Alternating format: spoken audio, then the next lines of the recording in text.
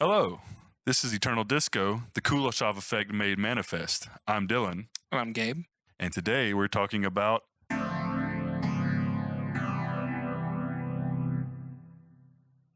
Movie specifically from the year 2023. yes, a recap, if you will. Recap, part 2, Electric Boogaloo. That one. It's a movie reference. It is. This time it's personal. This time. All right, but yeah, so today we're talking about movies. Me and Gabe both watched almost all of it together. We watched a lot of these We're together. going to talk about what we watched together, and then we might talk about some stuff that we've watched separately, because I've got a couple of things I'd like to talk about that I know you haven't seen. Right. You've got a couple of things I know that I haven't seen that I'd like to... I need to watch. Basically, it's just stuff that we're slacking on. And we could talk about some stuff that we wanted to see that we didn't get around to. Right. Yeah. Okay. Yeah. Sounds good to me. Well, let's get started with... I think the biggest thing, probably the most obvious, the one that we're going to have to talk about, maybe take a chunk of, and probably the best thing we saw this year. Yeah. Would be Barbenheimer weekend, baby. That was a weekend, all right. We did the memes thing. got into us. We did the thing, man. We went and we watched them both back to back. Well, semi back to back, same day. Yeah. Same theater. Yeah. Went to the IPIC. Yep. IPIC. Very, very nice theater. Very nice theater here in Atlanta. Beautiful. It was lovely. Didn't know it was there until we went. Yeah. So, yeah, we were seated like pods of 2, drinks, food, all taken out to you. It was awesome. Yeah. Perfect for a long weekend of spending too much money watching movies. Way too much Way too much money. Way. But we do it for the meme. We always have. Always It was will. good. We got some friends together. We went and saw it. We saw Oppenheimer first. Mm-hmm. Yep.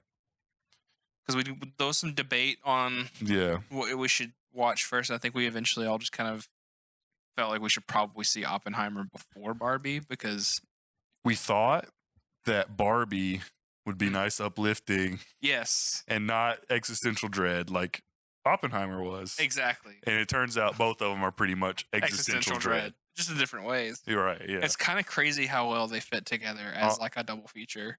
Yeah. They're not exactly the same themes at all, but like the feeling you get. Right. Yeah, you see a guy, a plucky young guy trying to prove himself, and you see a plucky young girl trying to, do her thing, and it just doesn't end the way it doesn't go where you think it would go. Dude, I think we knew that Oppenheimer was gonna be goated no matter what. Oh yeah. Nolan is the, undisputed king. The Ouroboros was eating its own tail with like the editing of that movie, where it's so Christopher Nolan that it's just like, sure. Any other director, you'd be like, what the fuck is going on? Exactly. Yeah. And then Christopher Nolan's like, sure, why not? Why not? Every 6 seconds is 10 years apart. Why not? Why not? You don't know where it sits in the timeline quite yet until maybe even when you're done with the movie, you might be like, well, where was that? Oh, that wasn't supposed to be right there. Oh, right. It's one of those things where it's like Christopher Nolan is known for, I feel like surface level, like known for one thing, known for like, I don't know, like the edge of like sci-fi kind of stuff. Like your Inception, your Interstellars. He did Batman. Bombastic, bigger than even a movie screen. Action, but like heady. Yeah, right. But heady enough for like normal audiences. Right. Yeah, I was about to say, without losing the general population. Yeah, exactly. So whenever he does a movie that's like, not that. Yeah. Wherever it's like, not like out of character, but like, you know what I mean? It's a biopic about a real scientist, not like war or anything. And you're like, how does the guy that spends, $1 million crashing a real 747 into a thing for Tenet, or like, how is this dude that's known for his insane spending money on practical effects? Like, what is he gonna do for a biopic? Yeah, it's the same feeling I had when Dunkirk was coming out. Mm-hmm. I was like, how is Christopher Nolan going to do a historical war drama? Yeah. And then you go watch it, and you realize like he can still do the things that he needs to do. Yeah. With the like the structure of the plot. Mm-hmm. Like for Dunkirk would be. You saw Dunkirk, right? No. You still haven't seen it? No, I still haven't seen it. Do you know? Do you want me to tell you? Sure, we can cut all this out or leave it in. Okay, I mean, it don't matter. So without going in, like, yeah.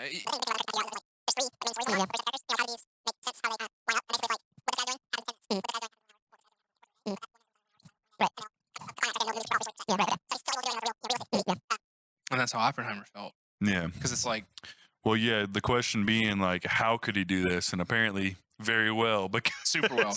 I mean, it's great. It's like, incredible. It was an incredible movie. Yeah, obviously the skipping around and skipping back and forth, the back and forth between Robert Downey Jr.'s character, yes, and sort of like the reveal of his involvement, and like, you know, you see things from his point of view that he paints in a certain light, that as the film goes on you realize it's not what it seems, and then you see it again. You see all the like the subliminal almost images you see throughout the film, where you see something happen, then you see it again, but it's ever so slightly different. You catch a detail.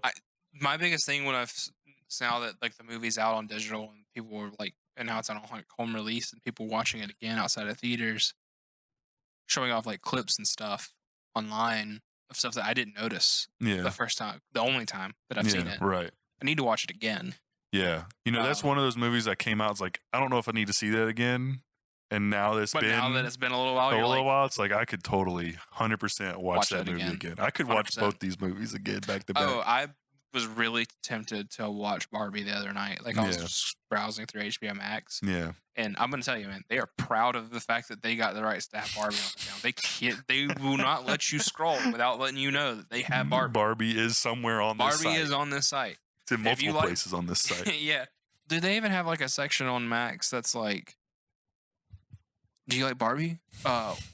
Well, here's all these movies that they reference inside of Barbie. You should watch them too that are on here. Like, here's 2001 Space Odyssey. Yeah, oh God. I'm sure people who loved Barbie 100% Kubrick pilled, you know? I mean, it's a pretty, Kubrick style movie, I'd say. Yeah, very Kubrickian. Hey. If not been coined, it's been coined now. You heard it here first, folks. Who made the movie? Greta Gerwig. Greta Gerwig.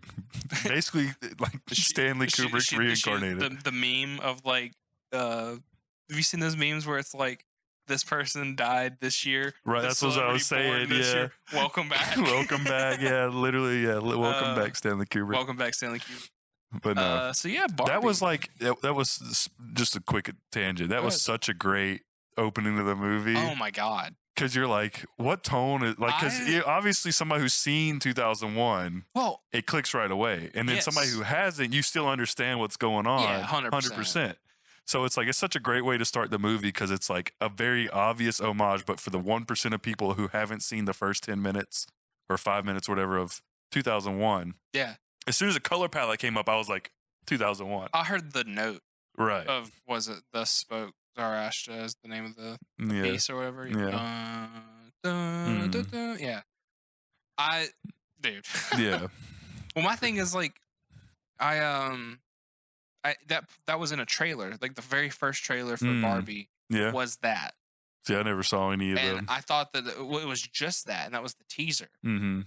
And everybody was like, that's a pretty good teaser. That's pretty funny. I didn't know that was going to be how the fucking movie started. Right. You know? Exactly.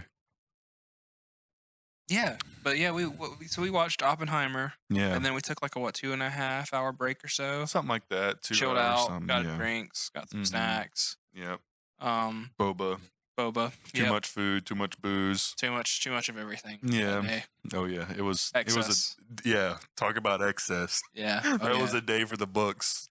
It was just spend a whole day up in downtown Atlanta, spending money on food and booze and movies. Watching movies. Yeah. I will say one of the funniest things of the entire day is our buddy Trevor. Mm-hmm.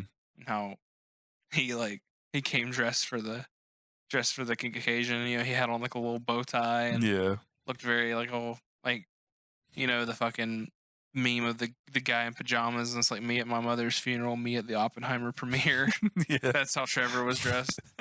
And I don't remember how it came up, but somebody was just like, I think it was me. And I was like, man, it'd be really funny if like Trevor just like stripped down. It was like, we're about to watch Barbie. You can't be wearing that anymore. He just strips down and you go pink on underneath it. Yeah. And then he undid his bow tie and took his shirt off, and he had on a pink shirt 100%. Underneath. Awesome. Trevor is like the walking guy. He's the guy. He's that guy. If there's a bit and you want it done, he's gonna do it. He's gonna do it 100%. It's awesome. But yeah, and like the only thing I didn't like about iPick, and it's such a small nitpick, is that we were separated. Yeah. So there's a lot of this, like leaning over and like, oh, dude. Oh, several times, because for when we finally sat down to watch Barbie, you were seated on the other side of like the aisle as me and Shane. So there's several times where I would just lean forward. I'm like, Dylan. Yeah, just pissing off all the 12 to 18-year-old girls, hog champing at the screen. Yeah. Me and Gabe absolutely losing our shit at the Barbie premiere. Like, I got that reference. I knew that. Yeah. But yeah. So obviously we really enjoyed Barbie. We did. Like, what a fucking. I mean, openly weeping at the Billie Eilish song. I literally was like crying by the end of it. I was like, this is a lot. Yeah. This is way more than I did not sign up for how much this was going to be. Right. Yeah. And then it's like Oppenheimer left you with just like, isn't the final shot of the movie the world on fire or something like that? Yeah. Like the whole thing is like, it ends with him being like, I told you, what if we, started this sequence of stuff and it ended the world? Yeah. And he says, like, we did. Right. Yeah. Yeah, exactly. So you leave like Oppenheimer like so like down and like introspective and only thing that could have made that movie better. Is if they would have started. No, better. That whole sequence. They just start playing fucking What I've Done by Linkin Park. Like the end of Transformers. Ding, ding, ding, ding, ding. Like the image quality goes from like 8K down to like JPEG compressed. You see all the pixels. All of a sudden, as the world kicks on fire and it's like an AMV. Full AMV quality. Yes, dude, I love it. Would have been awesome. So yeah, you leave Oppenheimer and it's like, well, at least I won't feel quite as bad watching this Barbie movie. It's gonna uplift me and make me feel better. Yeah, and then I mean, what can we say? Let's talk about cast for 1 second. Both movies perfectly cast. Both movies had the thing in common where it was like, how many times are they going to fit somebody into this fucking frame that I'm going to go, oh, hey, it's that guy. Yeah. Oh, hey, it's that guy. Yeah. Oh, hey, it's that lady. Oh, hey, it's her. Oh, hey, it's literally him.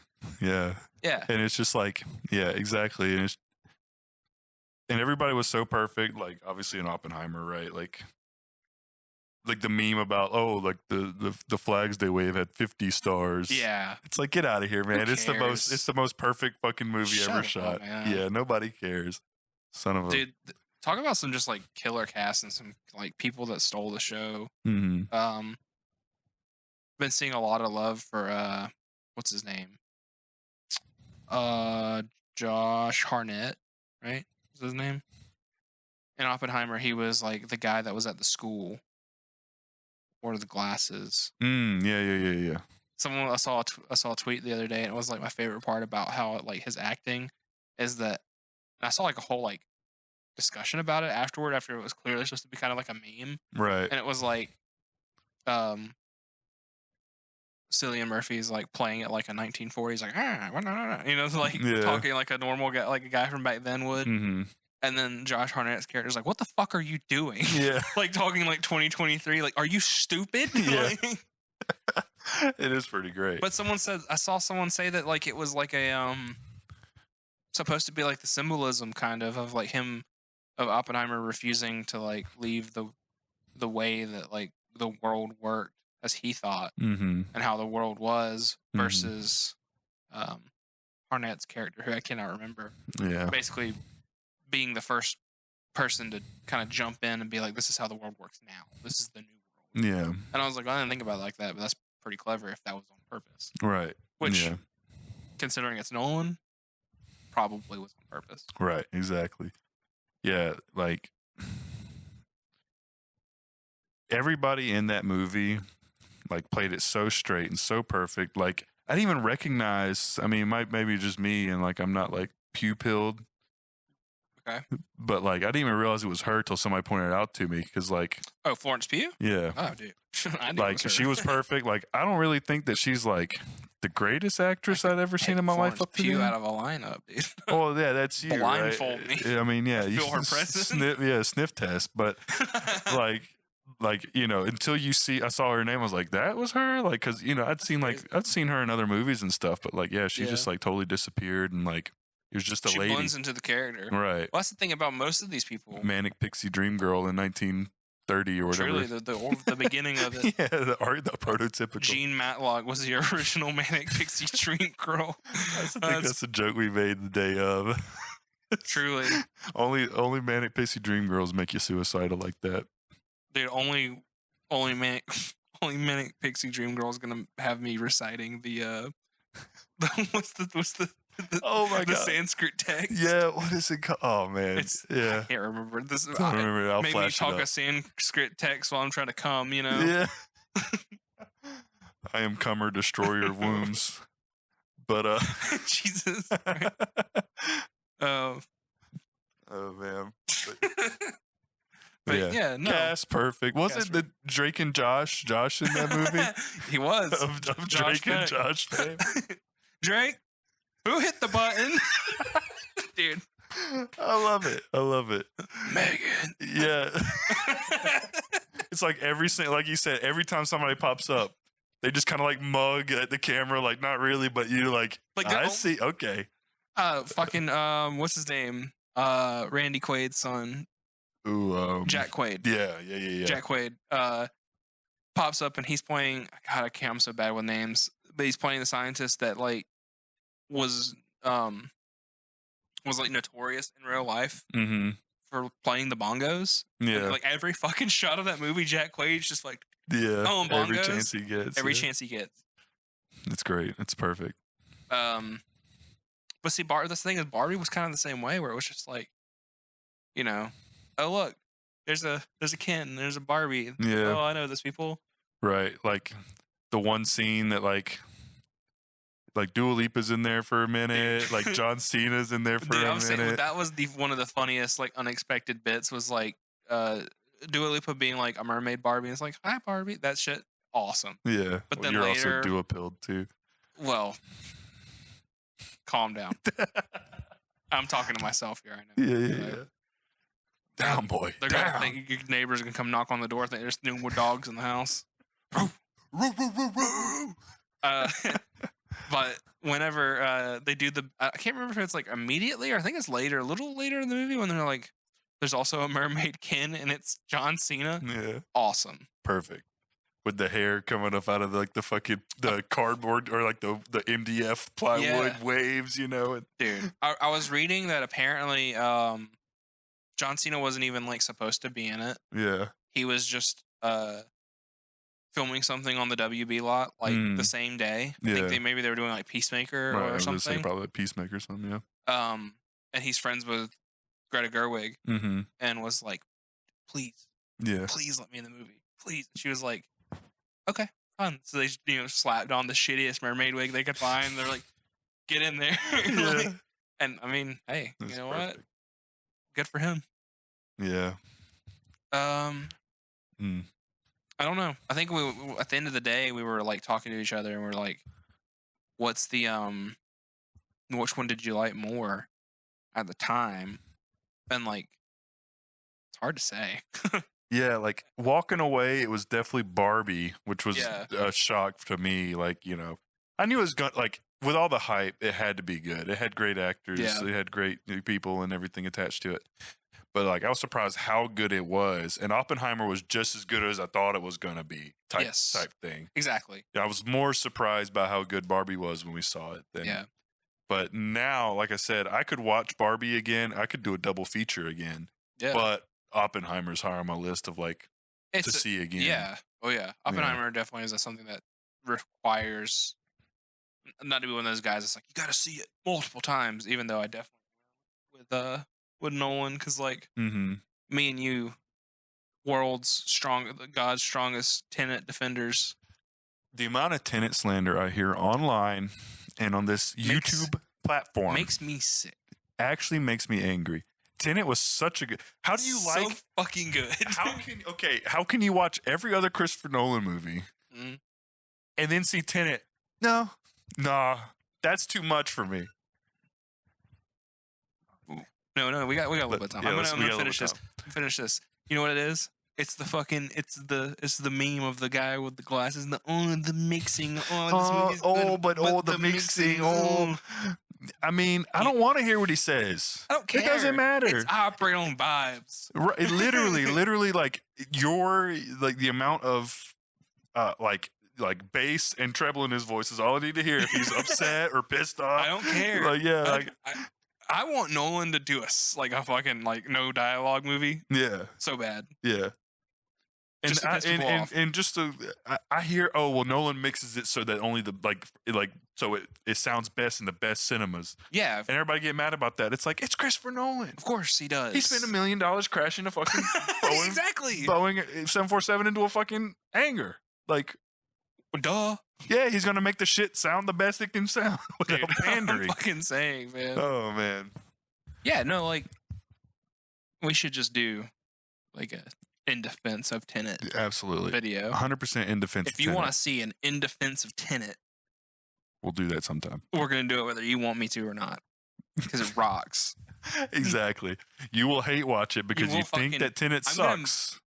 A fucking Kubrickian lid lock your ass like a Clockwork Orange. Clockwork Orange. You're gonna goddamn like Tenet. You're gonna see it for what it. Speaking of timeline fuckery, like, or you're gonna like Tenet. Tell me the difference between Tenet and sort of like the thematically like Oppenheimer. You're kind of starting from both sides and you're meeting in the middle, where the black and white stuff with Robert Downey Jr. is like emotionally back to front. Yeah, he did that. Yeah, and then 100%. Like physically through time, front to back of Oppenheimer, it's like it's the exact same idea. It's the same shit. But he's like, you don't like Tenet? Okay, well I guess I'll make a movie about the nuclear bomb and not have any special effects in it. Y'all hated all my fucking visual effects that we did. You don't like the crashing. You don't like the backwards bullets. I'm just gonna set a nuke off in the Mojave Desert. I hope you're happy. I'm gonna build a nuclear device. Somebody needs to watch this, man. God damn it. God forbid men have hobbies. Literally, first you're a filmmaker, and then you're just a fucking nuclear scientist, and there's no in between. Dude, I like Tenet more than Christopher Nolan likes putting leading man with shit on his face in the movie. Right. Every single movie has at least Tom Hardy, if not multiple people like this. Especially Tom Hardy. He really likes putting Tom Hardy like this all the time. I have found that Tom Hardy, slight tangent, just likes talking weird. He does. Every movie I've seen him in, he's just got something. He's got something going on. He's just a quirky guy. It doesn't have to happen. It does. He's just a goofy guy. Have you seen Venom? No, I've seen parts of it. I haven't seen the whole thing. Dude, he talks like a fucking cartoon character in that movie. Well, I'm also thinking about like the movie Lawless, like Tom Hardy. Awesome. Right, but he's got something like he just sounds like he's like Tom Hardy. Keep doing what you're doing, bud. Dude, we love it. I love Tom Hardy. He's like one of my favorites, but he does love having shit stuck to his face inside of Christopher Nolan films. Yeah, it's. Hey. Get off. I mean, Quentin Tarantino's got his thing. Christopher Nolan's got his thing. I'd argue that at least, Nolan's not out here making everybody say the N-word. So true. That's true. There wasn't one N-word in. There was no. In what? Tenet? No. Well, yeah, I think in Tenet too, but no, in Oppenheimer in 19. There weren't really very many. I don't think there was people of color in the film. I was gonna say I don't think there was anybody in the film that wasn't white. That's true, but good on. All I'm saying is good on him. For it being 1940s, yeah, exactly. It being 1940 and him not writing that word in his script. I really appreciate that. He's not Tarantino, that's for sure. Right. Man. Oh, we could go on and on and on. Let's talk. We're gonna do some other movies. Yeah, we'll talk about other movies, but first and foremost, also stay tuned. We will be doing director deep dives, and Nolan's probably high on the list. Oh, it's gonna be It'll be one of the first, probably. Like, in defense of Tenet will probably be like the last 45 minutes of an hour long Christopher Nolan deep We're going to dive. do 15 minutes talking about his other movies and then 45 minutes defending Tenet. Great. Now listen here, assholes. But no, so keeping, in tune. What do they say? Keep watching. Keep refreshing. Hit F5 every day. Just please stream our videos. I tell you what, this actually talking about Tenet, it's going to segue us into the next thing we can talk about. Oh, let's do it. Oh, The Creator. Bomb. All right. A bomb as in the movie sucked? No, I'm kidding. No. As it was a bomb? No. So, all right. So The Creator is what happens if Christopher Nolan doesn't make a Christopher Nolan film. Well, it's not Christopher Nolan. It was Gareth Edwards. I'm saying. If Christopher Nolan didn't make a Christopher Nolan film. Yeah. It's like that edge of sci-fi, like. Yeah. Sort of like heady, and you said Gareth Edwards. And he did Rogue One. Now, I haven't seen Rogue One, but I've seen enough of the memes about Rogue One and enough of the memes about The Creator to know that it's the same movie. Well, it's the same movie. It's not the same movie, but like, right, but spiritually. But yeah, the thing about The Creator to me was that it was a little tone deaf in certain areas. It was a lot tone deaf. Okay, it was a lot tone deaf in certain areas, but the technology behind the movie, it's one of the best looking movies I've ever seen. Like, in terms of special effects integration, I mean, it's a beautifully shot movie. It's shot in Thailand, was it? Or it was shot in, like, Thailand was one of the places. I don't remember everywhere they said they shot. It was like 90 locations all over Southeast Asia. Yeah, like 80-something locations. Yeah. I think it has, like, a record for, like, most on-location shots. And every location was beautiful. The Buddhist temple situation at the end, like everything was beautiful in the movie. I mean, I was really hyped for that movie. I really, really, really wanted to like it. Yeah. And honestly, I just kind of came away from it like, Yeah, so it's one of those things. We actually went to a concert right after we watched the movie, and somebody asked us, and we're like, if you go into it not thinking what we were like, we went into the movie thinking it was going to be a certain type of way. Yeah. And if you don't go in the movie, if you go in with no assumptions, you're going to have fun. Yeah. I mean, it's not sad, it's dark, it's all those things, but it also has some levity to it and like just some good action and everything. But like, I found that some of the levity took away too much from it. And I think my biggest issue with it was like visually it's great. And like the actors that are in it are good actors. The reason that we, connected to Tenet is obviously John David Washington is the lead. Nepo Baby Supreme. Yeah, and he's a great actor with nothing to do. They could have given that role to anybody. Yeah. Well, that's how the script feels. That's my big issue is that the movie, the actors, all that stuff, like the cinematography, the direction, the visuals, everything's great. Where it really starts to fall apart is the script is just not good. Yeah. Like the dialogue's not good. The core story of the movie just has like not really plot holes because I don't know, plot hole kind of implies that it makes sense and then there's something that's missing. This doesn't even really make sense. It makes sense if you just ignore, like if you suspend all belief, right? Specifically some of the actions that get made by the higher ups in the U.S. military towards the ends of the film. The U.S. military being like, "Oh, we don't give a." I mean, honestly, it's like if there's one ball, they have one ball, and they just keep dropping it. Yeah, they just keep dropping the one. It's not like they have a handful of balls. They got one ball and they drop it. It's Tenet. It's it's what I don't know. What's his name in the movie? It doesn't matter, I guess. His John David Washington? Yeah, what's his character? I just call him Tenet. I don't remember what his name's supposed to be. Right. They say it a bunch. Yeah, they do, but he's like some sort of captain or something. Yeah. So, but the thing is like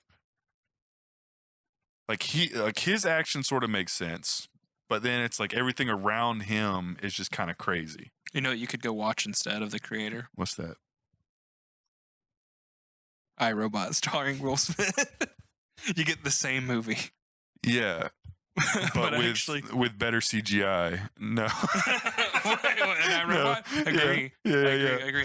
See, it's so funny because iRobot was what the future looked like back then, and now we have literally flawless like integration, like where like there is no weird specular like weird shit going on with the robot skin and iRobot. Like it is, everything's perfect. Like it's a perfectly executed movie visually. I really wish that like, because it's also had like a really low budget for what it was too, I think. Oh yeah, no, if you look into like the budget of that movie versus what we got, it's incredible. Yeah. Like there's people who talk about it being like a technical marvel. Yeah. And it is. And I appreciate it for that. And like I like Gareth Edwards' other stuff. Like I am a Rogue One defender. Which we will get into. Right. I've got something for that too. Okay. Rogue One defender. I like his he also did the 2014 Godzilla, which I love. Bryan Cranston, right? Bryan Cranston. Yeah. What's his name? What little I've seen of that movie. Oh, sorry. Aaron Taylor Johnson. Taylor Johnson. Yes, I don't want to say it because I don't know his name, but I guess I did know his Every name. time I think of him, I have watched the Red Letter Media video on kick this. Ass. So, yeah. Yeah, that's all I can think of. But what I have seen about that movie, like in terms of like you being like a defender or whatever, enjoyer of it, it's like if you do a Godzilla movie, that's the way we've all seen Godzilla like storming through the street in glorious, you know, 480p VHS. Yeah. Like I want to see like the psychological weird side of like you never really see Godzilla. It's always like the aftermath or like him coming up and stuff. Like, well, and that's the thing about a Godzilla movie is like you've only got two ways you can do it.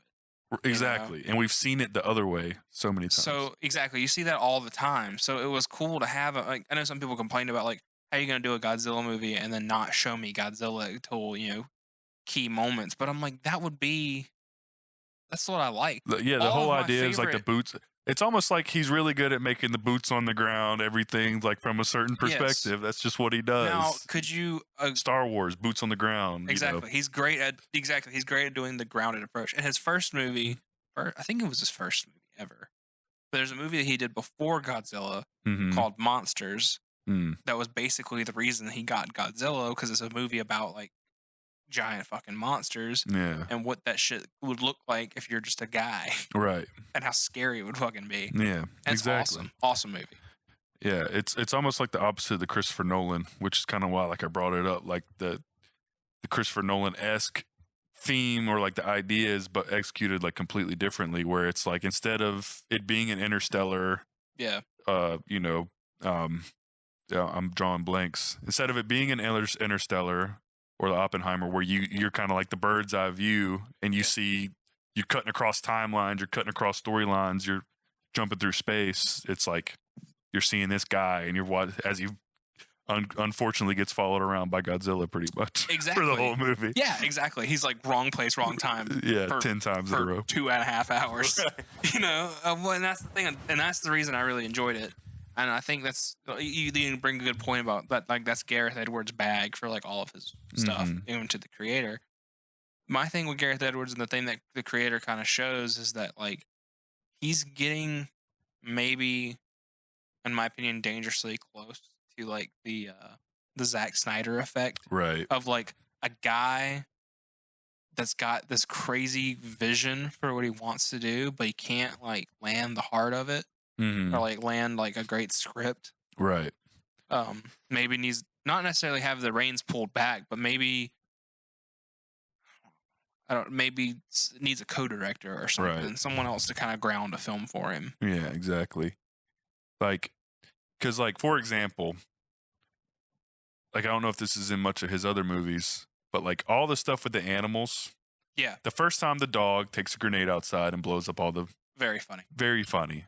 And then, like, I can't remember what the second time something bad happened, or something with an animal happened. Monkey, right? With the tank. Yeah. But then there's a third one, and I can't remember what the third one was. I thought the third one was the monkey, because he does it. I just remember the two. See, I thought I remembered like the rule of threes. And I was like, God, I hope he doesn't do this a third time, and then he does do it a third time. But it's like the first time you did it is great because it like breaks up an action scene, but like I don't need to see a capuchin or whatever, like little tiny monkey man. Yeah, the monkey was a little throw like C4 on the tank, but that got like the most reaction sometimes out of the theater. Yeah, it did. And so it's like, on one hand, it's like, is he a genius? Am I not seeing, like, like, am I like looking too much into this? Yeah. Or like what? Because it's just like, it's like his idea of a joke is, haha, dog kill somebody. Yeah, exactly. Monkey kill somebody. Haha, monkey throw grenade. And so like that's. No. What you're thinking of is the dog thing kind of happens twice in the same scene. It like fakes you out. Yeah. And then the dog does it again. Yeah. Okay. So I think that's what it was. Right. So yeah, and it's just like one of those things where it's like, man, like a truly funny moment. Yeah. Which, you know, there's some, and there's a lot of heart in the film that attempts to be in the film. Yeah. Oh yeah. Like, and I do think the ending is fairly emotional for what it for the build up. Yeah. You know, so it's not a horrible movie by any means. Technically, visually, like cast wise, like everybody in the cast, like, you know, did great, but with the script, yeah, exactly, you could have hired, you know, anybody. Yeah, somebody could have made their name off of that movie. Which that child, I hope does big things. I think it was maybe their first role. Could be. I'm almost guaranteed. I mean, they're so young and little, and but yeah, that was a great like standout. She was great. The thing that I can't not that we have to talk about with that movie though, just outside of the actual movie itself, is our experience of going to see it also with our buddy Trevor. Yeah. We went before to go see a show, and we get to the theater, and we went and got lunch. We skipped out on getting like a crazier lunch in Atlanta, just got something small on the way. But still took too long, so we were like booked at breakneck speed to this theater to catch a showing of it. Did not realize that when we were looking at the showings, it was not a normal screen. Oh yes, I completely had forgot about this. We're sitting there at the kiosk trying to buy tickets. I'm like, Dylan, I don't see the 4:15 showing. Dylan, I don't see it. Yeah, because I was specifically like, oh, we're fine. There's a 4:15, and me not knowing what it was said, sure, there's a couple like numbers and letters behind it, but didn't think anything of it. So we go over to the next page, and I just like I didn't actually, because I'm not actually going to do that, but metaphorically fall to my knees in despair because I see beside it Screen X. That's what it was. Screen X. Worst fucking experience for a movie, dude. I would rather be taken outside back and shot. Like, I fucking hate Screen X. So it's funny. It is funny because that's true. It wasn't great. But it's almost like they had to film, like you can tell when they filmed, maybe not even IMAX, because it's like I feel like most of it. I'm 95% sure it's IMAX shots. But why then is the IMAX? Why did they crop the IMAX in? Yeah. See, so me in my brain, I was like, maybe it's like AI generated, like, you know. Oh, like a generative fill? Like, exactly, like a generative fill. But I'm like, you can't do that with moving. No, it's literally IMAX shots. You can tell because every time the shot went wide. Exactly. That's when the Screen X turned on. But then in my brain, you're like, okay, so you're taking IMAX, beautiful, beautiful IMAX. Yeah. And you're cropping it. Yeah. To fit so that you can then spray colors on the wall that I'm not looking at. Exactly. It was really. For those that don't know, Screen X is some new cockamamie bullshit technology. Woo! Where instead of like going to see something on like an IMAX screen, they basically sit you in a room in like a normal theater size screen, but the walls on your left and right are also screens, but they're worse quality than the actual screen. They're basically just like painted white walls or something, like the equivalent of. Like what it is just like you've got the screen where they're using a projector to project the image, and then it's like the screens on the side are like actual TVs where they're just like playing an image. Right. So it's completely different qualities of image. Yeah. And it's like, who's gonna look left and right for like a super blown out, pixelated, out of frame extension of the main screen of the shot that you're trying to look at? Exactly. And like you said, it's always on the wide shot. It's always on the wide shot. And famously in wide shots, you put a lot of detail on the outside. On the outside. Yeah, that's where you're never pointing your camera at your subject or like your destination on these helicopters. Yeah, you're never looking at that. You want your audience's eye to be drawn away from that by movement out of the peripheral vision. Yeah, it's really dumb. But no, but then on the close in character moments, it was either just like fill color or just not there. Yeah, it just was just turned off mostly. It's like, so it's just this cockamamie. It's one of those things where if I like, because I know what it is, I knew it was happening, I was even more upset. That's what I'm saying. Because like I said, every time you see a nice sweeping vista, you just got peripheral trying to distract you. I'm saying.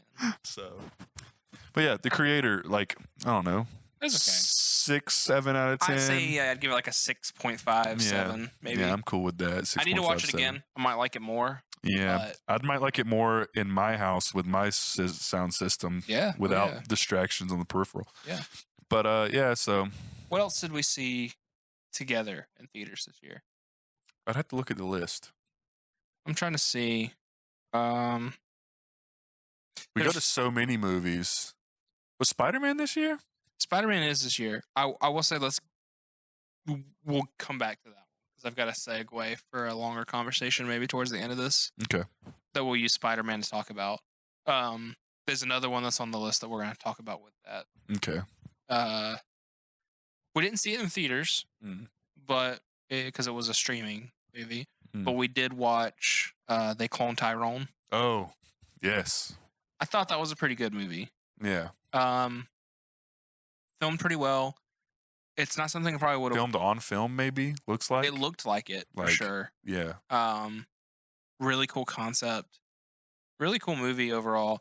The ending is a little ham-fisted, maybe.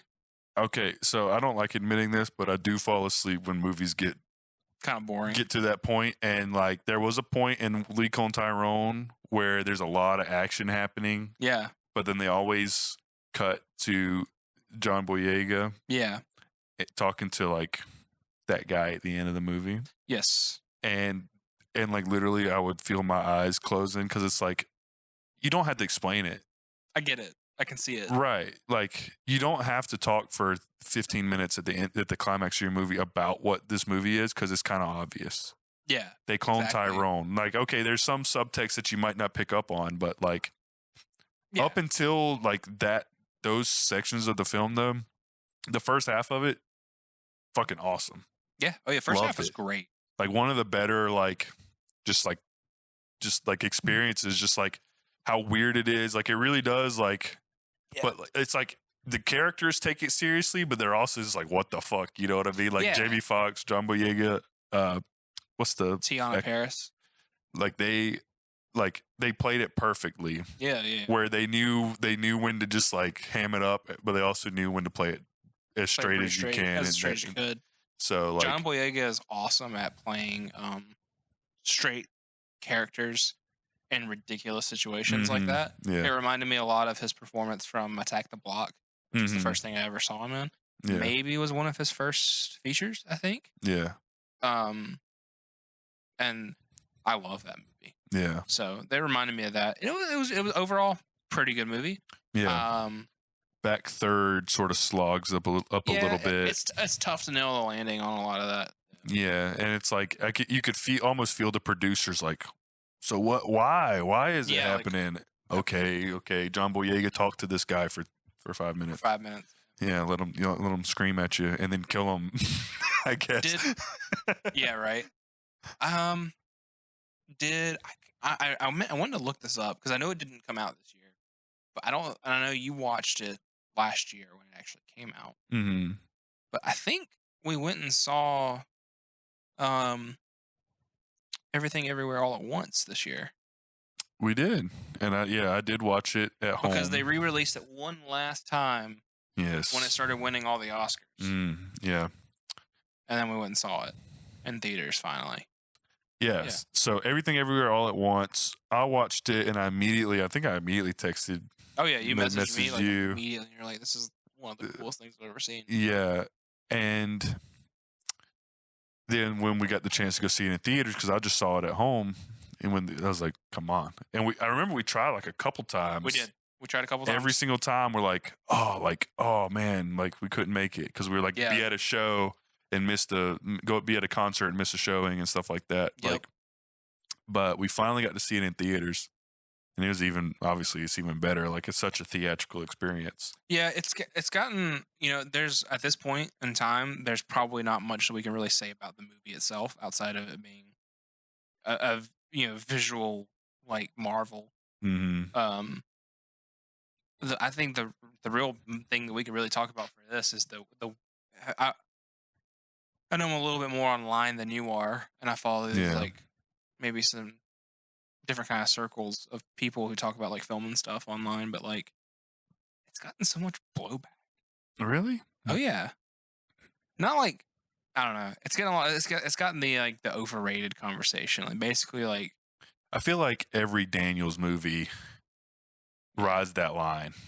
Well, and where I get some people it's not for like some people don't get it. Well, I get the line for it where if it's like, I think if you took the same concept of everything that happens in the movie, and maybe if you, depending on how you feel about it, or I don't know, towing the line here, but like it's heavily invested in the relationship of it being an Asian American family, right?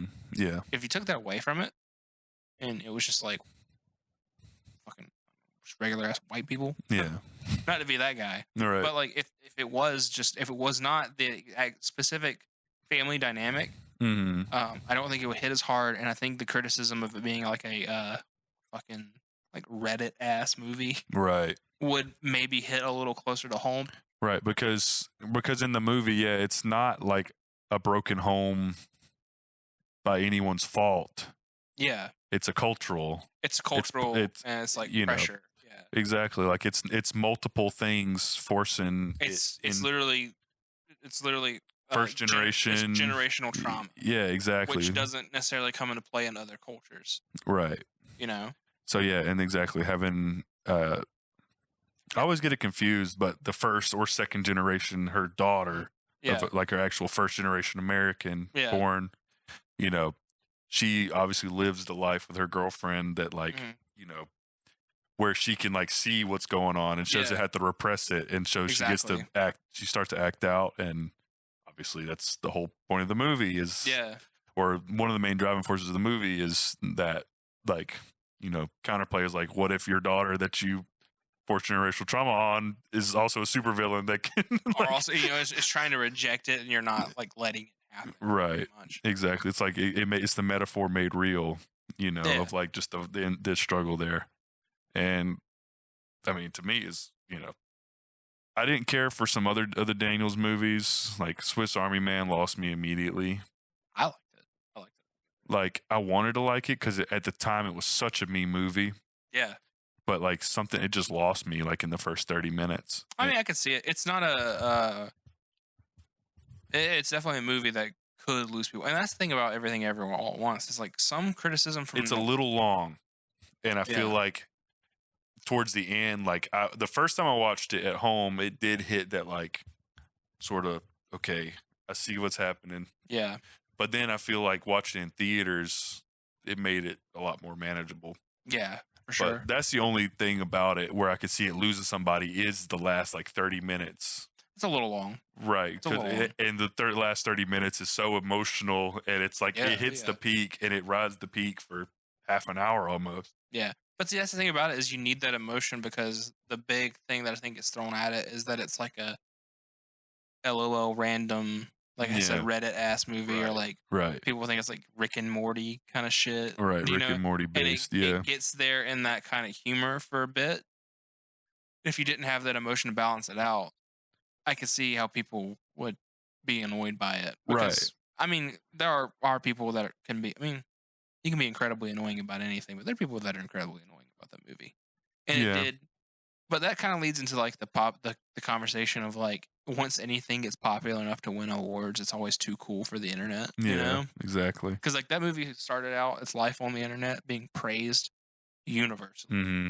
As soon as anything starts winning awards, that's automatically now it's too cool for Twitter or the larger internet at whole. Of like, I don't know, everybody's starting to figure out that it's good. Oh no, it was cool at first. Everybody liked Ki Hoi Kwan's performance, but now it's performative and cringe. Nah, he was like the heart of the movie. He's the best. Him. Yeah. All of a sudden, it's not cool to like Jamie Lee Curtis anymore. The woke left took that away from us. Right. I mean, yeah, that's the whole thing. Like you said, it's like, it is such a good movie. I can totally see why people, but also it hits that demographic too of like, it's so maximalist. So it is. It's quite literally everything. Yeah. Everywhere. All at once. Yeah. So but still, great movie. But I could see how people were like super irritating about it. My favorite thing. What's that? It's on Prime right now, and it says comedy. Yeah, it's a funny movie. I mean, it's a funny movie. I would not call it a comedy. No. I mean, well, comedy is one of the many things it is, right? It's But it's just hilarious to me because it's not on the drama or the action or the any of that. It's all it shows up on comedy, and I just think it's so funny because it's just such a distillation. Like, how can you distill that movie down and you put it in the comedy section? Just comedy. Yeah. Yeah, it's crazy. So, quick little aside. Clearly, from what I'm wearing, I'm a Fast and Furious apologist. Mm-hmm. That being said, I watched about half of Fast 10 and turned that shit off. No. Come on, man. You have tried to make me sit down and watch these movies for the last who knows how many years. You know what? When the last one comes out, when the next one comes out, which is supposed to be the last one, we're gonna go see it, and we're gonna do a video on the channel. We're gonna do a complete retrospective, a whole franchise. Oh, and you know what? It's gonna be awesome. Literally, my life is flashing before my eyes. So, a movie so bad you turned it off. Yeah, so I'm finished. We're going to have to. If I'm gonna go see it in theaters, we're gonna have to watch it. Watch it. Yeah. Okay. Yeah, for sure. It's fine. There's 9 other ones. They're not all that bad. I've seen like one of them. I've seen the one where they do they're in Cuba, and they do that at the very beginning, and they race. You saw the beginning of like the other worst movie in the franchise. That's the beginning. Yeah, of when he pulls he's like poor man's turbo, and he pulls a vacuum line. The stupidest shit I've ever and he's like racing a car backwards on fire faster than just the car goes forward. That's the only. You've never seen any of them? No. Really?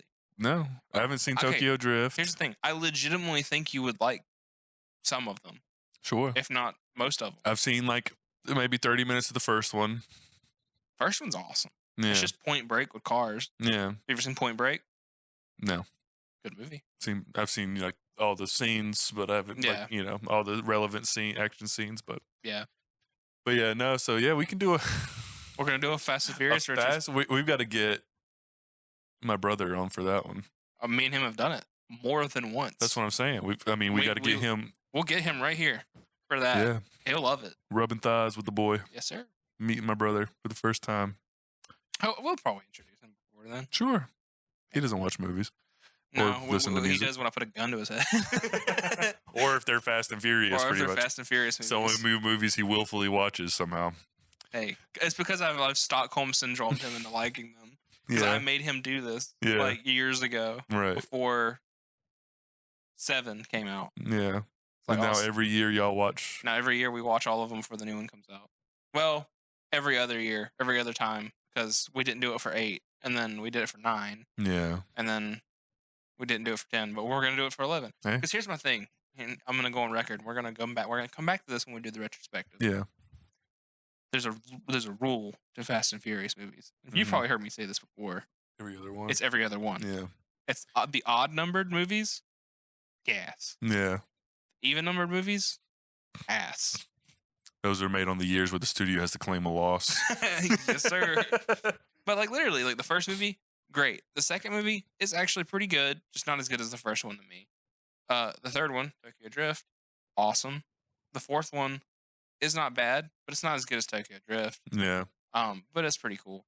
5 takes what 4 did, makes it even better. Arguably the best movie in the franchise, because it's when they kind of stopped pretending like they cared about being a racing movie anymore. Right. And realized they could just ham it up. They were superheroes. It's the heist movies. Yeah. You know? but also superheroes, pretty much. We'll get to that. Yeah. 6 was not as good as 5. Yeah. 7, way better than it had any right to be. And that's when they really started becoming superheroes. Right. And then 8 is doo-doo dog shit from a butt. And actually where they jumped the shark of like complete disbelief, I think. Yeah. You could argue they did it before then. Probably 6, but yeah. 8's really where they lost me. And then 9 was so good. Unbelievably good. Me and your brother went and saw that in theaters, and we had just watched 8 here before we went and saw 9. And we got done, and he was like, I don't even want to know if I want to go see this movie, because 8 was bad. And I'm like, yeah, it can't be any worse than that, though. We went and watched 9, and we left the theater, and I was like, that was amazing. Yeah. And he's like, I know. Oh, God. And then 10, I didn't finish it. So it clearly not very good. Oh, really? It takes a lot for me to not finish a movie. Right. Like I've put movies down and like had to come back to them like for like timing things. But I'm gonna come back. It's hard for me to just like not finish a movie. I'm gonna come back and finish it at some point. Yeah. But, well, cool. So look forward to our best in the.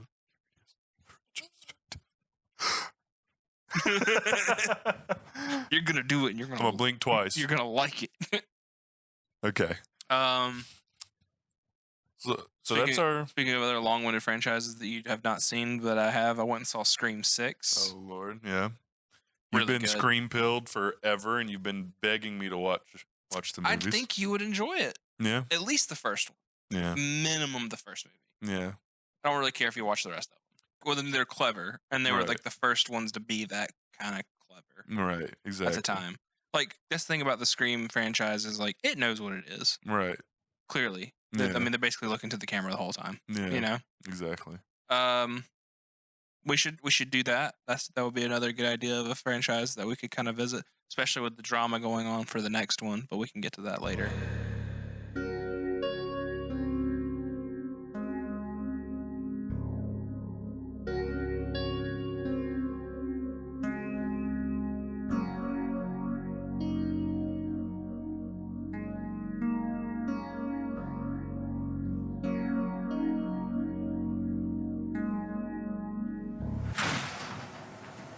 Oh, hey.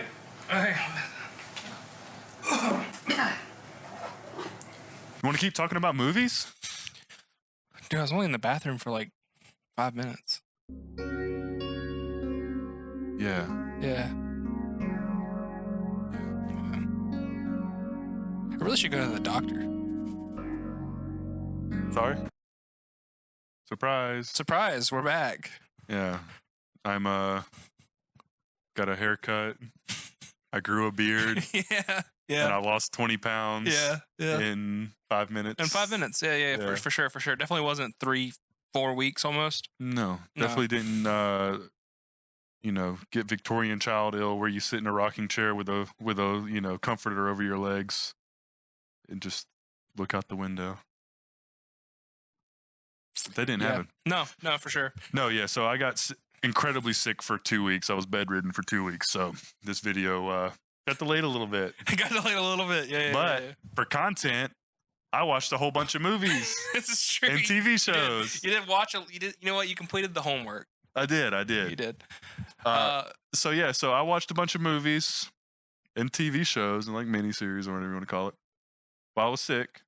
And surprise, it's been 2 weeks, so we forgot what we were talking about. So we're talking about this now. Yeah, I have no idea. where we left off. Yes, I know what you're thinking right now. Well, Gabe, why didn't you just like rewatch all the old footage? Because that's too much fucking work. Too much work. You see where we're at? This is my garage. We can't even. Oh, look, the best I can do is put the same shirt on. We didn't even sit on the same side of the couch. No, I think I'm much more handsome on this side of the couch. Me too. Yeah, I mean So, surprise, different episode, same episode. Same episode. We're but still movies. Thing. We're still talking about stuff we watched this year. Now, granted, it started off with stuff that came out, this year that we watched, but yeah, whatever. Yeah, so I just figured we'll take my horrible, debilitating illness where I couldn't eat for 2 weeks and couldn't see out of my left eye or hear out of my left ear, and we're gonna talk about movies that I half remember in my waking your coma. stupor. Yeah. So first things first. Yes. I know I'm late to the party, guys. All right. But Mike Flanagan makes some pretty good. I'm still late. I'm still late to the party. I still haven't seen any of them. Midnight Mass is the greatest. We'll call it television. Sure. It's a 7.5 hour long movie or whatever. Sure. But we'll call it television. Midnight Mass is the greatest thing I've ever seen. I know I'm red letter media pilled, and they've already talked about this. Yeah. But that's the reason why I watched it, because I was just watching YouTube, and I was like, oh, Mike and Jay talk about Midnight Mass. I should check it out, because I never finished the video, because as soon as they start, they're like, go watch Midnight Mass. So I never watched it. So I watched it in like a day and a half. Yeah. All 7 episodes. It's perfect. Perfect. One of my favorite things. You're not the first, and you definitely won't be the last person to tell me this. Yeah. The biggest issue that I saw online after watching it, and Mike and Jay sort of talk about it, and everybody on, like I said, hand to God, I'm not a Redditor, but I be on Reddit. Does he be on Reddit? And people, the monologues, who talks like that? Who does that? Who talks who like cares, that? Man?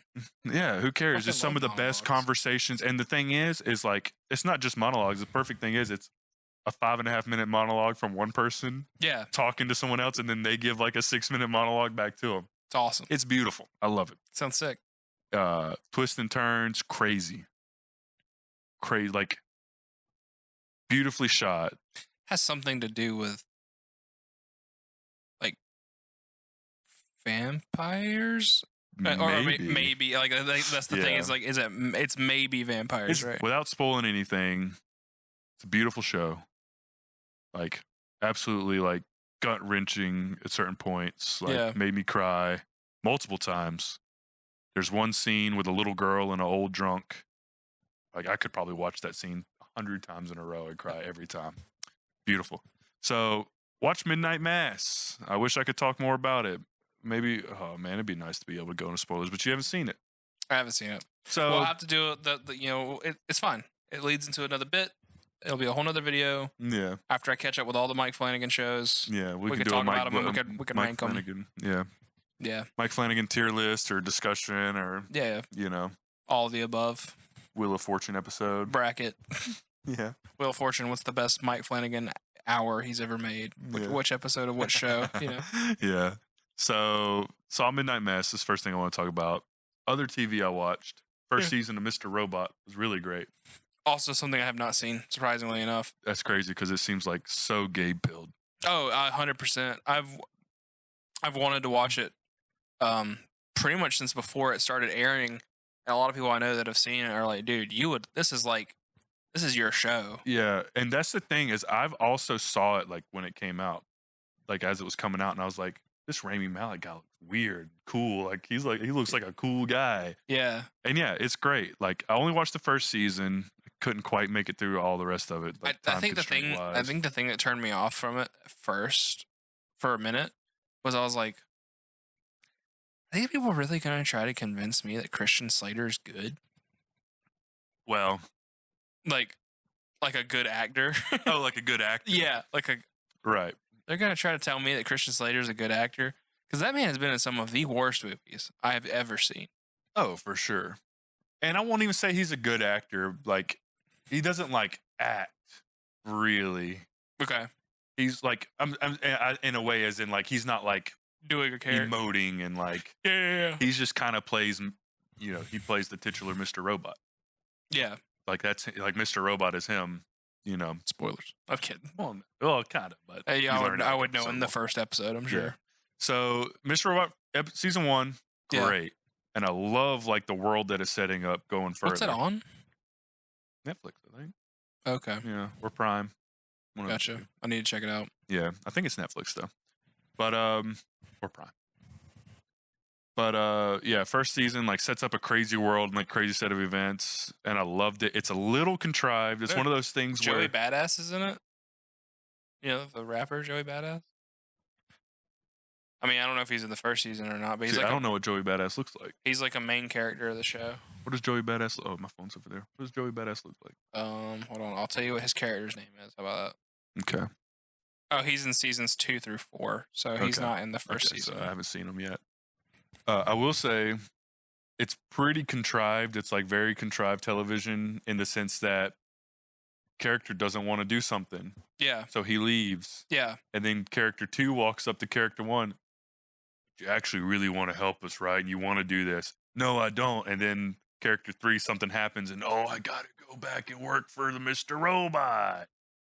It's one of those things where it's like every time it sets up a dilemma, it immediately like resolves it and like he's got to go back and do the thing.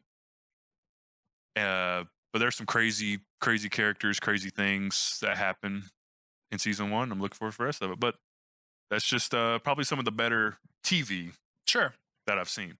Sure. Like, especially lately. Like, trying to think of like TV that I watched this year.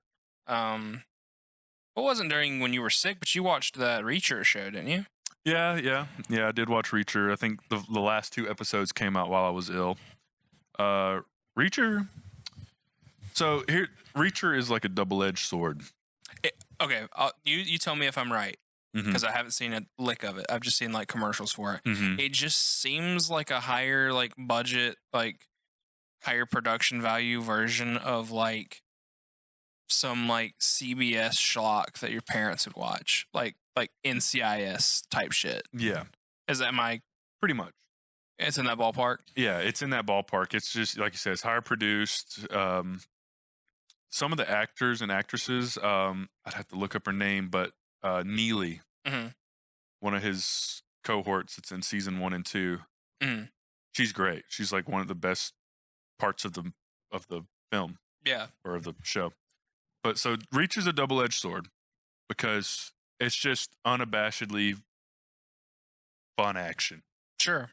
Dude bigger than me, like 6. I think he's like 6'7" in the show or something like that. He's a bad motherfucker, man. And he's like, yeah, he's just huge. And like he kicks cars and airbags come out of him. And like that's the clip that made me kind of want to watch it. Was just seeing like the trailer for season 2. What is this big motherfucker gonna do? Yeah, awesome. So and it's competency porn, and normally I like competency porn. Yeah, like like Sicario and like. Like when you see like Benicio del Toro's character in Sicario, just how like he's just a badass who can never fuck up, and like Chigurh and No Country for Old Men, and even Llewellyn Moss in No Country for Old Men. Yeah, No Country for Old Men is just competency porn from every character. Every character just knows what's going on.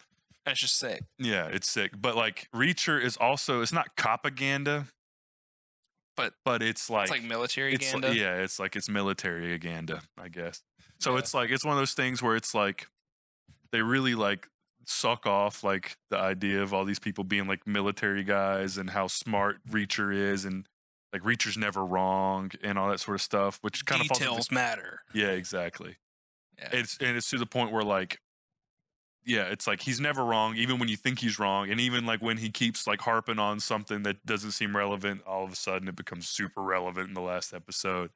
Like it's like House on steroids. Yeah, exactly. It's like propaganda porn mixed with like some sort of like it's not even like military agenda. It's like authority figure. Like it's like, you know what I mean? Like Reacher's like an authority figure where he walks into situations and takes over, and he's the lead guy, and he gets the kill with reckless abandon, and nothing bad ever happens. But on the other hand, so it's like, it's like weird a little bit, but also it's great. Okay, that's my leftist your leftist views take on Reacher. yeah, it's like I love like the action of it and like the story of it and everything, but like some of like the the underlying politics of it are a little yeah. Like for example, like in season 1, it's not really a spoiler. There's a black detective, and he's in Georgia, and it's racism, and he's just like a noble man, and like he basically like does no wrong and stuff. But every other cop is kind of like, are they really, are they in on it? Are they on the take and stuff? And season 2, they're in New York, and there's a noble detective who can do no wrong, and he's actually a really good guy, and blah, blah, blah. Is he on the take? Everybody else in the force is on the take. But, it kind of, Lee Childs definitely has his stories he likes to write. Sure. It's all based on books. But it's good. It's good. That's all I can say. Season 2 finale was a little rushed, but other than that, it's fine. Yeah. Reacher, it gets, like, without spoiling much, he's like holding like 300 pounds in one hand while getting stomped out. And he just doesn't let go. And he's a big bull of a man doing big bull of a man things. It's just hilarious. It's awesome. So, but yeah. That's it for TV, though. Pretty much. For you, right? Because I tried to start another Mike Flanagan, I think Bly Manor. Sure. But it was on the tail end of me finishing Midnight Mass, and I emotionally wasn't ready for another Mike Flanagan thing. Fall of the House of Usher was another one, so we'll do a recap on. We'll do a Mike Flanagan. I'll watch them all because I haven't seen any of them. Yeah. So I had, a couple that I watched. Let's see. I finally started watching The Bear. That's something that's been on my list, and I keep seeing people are posting even more memes of it now, or at least I'm on Instagram. Yeah. I'm not anywhere else. So finally, like keep seeing more and more clips from The Bear make it to Instagram. Oh yeah. So it's like I gotta watch it. It just seems like it's 100% up my alley. It is. Oh yeah, 100%. You would love it. Yeah. I watched the first season. Mm-hmm. Incredible. I think I started season 2. I don't remember how many episodes in I got. I know people who've seen who are watching this will be like, you haven't gotten to X episode of The Bear season 2? Because I know there's a couple of episodes that are like, there's a reason that they're nominated for so many Emmys and stuff, and like won Emmys and Golden Globes. Yeah. It's a great show. Yeah. There's just one episode in the season 1 that I don't know if it was actually filmed in one take, but it's like a one take episode. Yeah, I heard about that. And it is like one of the most stressful, like 30-40 minutes I've ever felt in my entire life. Yeah. It's so like palpable, and you don't even realize it's like all in one take until you get done with the episode and everything's like resolved, and you're like, you can breathe again. Mm-hmm. Yeah. It's crazy. Yeah. I'll definitely have to check it out, man. That sounds 100% up my alley. Very good show. Just in general, I can't wait to finish it. I can't wait to see where it's going to go past that. Yeah. I'm glad that it's getting the flowers that it deserves, because it's fantastic. Yeah. When I first heard about a show called The Bear that was really good, I had no idea what it was about, and it's like the last thing I would have thought of. Yeah. Oh yeah. You know, like, so I'm definitely interested to see it now that, like, you know, now that I'm like dick riding on popularity or whatever, but better late than never. I remember when it first got announced, like I saw the trailer for it, and I was like, oh shit, Jeremy Allen White, and a show about Chicago. Who would have thought? Because like his most famous role before this was playing Lip on Shameless, which is set in Chicago. So I'm like, this guy just really likes being a fucking urchin in Chicago. You know what I mean? Yeah.